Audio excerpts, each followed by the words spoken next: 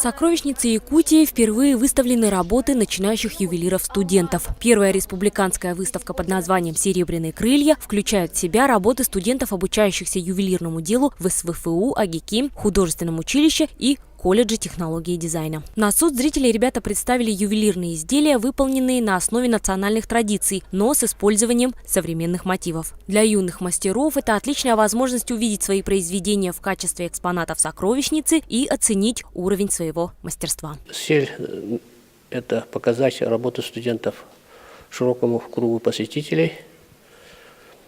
И, возможно, посетив выставку, молодые люди будут выбирать профессию ювелира. Это своего рода профориентационная работа. И мы надеемся, что эту выставку будут посетить руководители ювелирных предприятий. И, возможно, они будут помогать в дальнейшем трудоустройстве студентов учебных заведений. Главным символом первой республиканской выставки стала летящая Гагара, выполненная из 1700 необработанных алмазов, общая масса которых около 500 карат. Прообразом эмблемы стала работа одной из участниц выставки – молодого ювелира Варвары Соловьевой. Ее работа, подвеска в виде Гагары, расположилась в правом верхнем углу от самого символа. Тем, кто еще не видел произведения молодых талантов, стоит поторопиться. Выставка продлится до 5 апреля.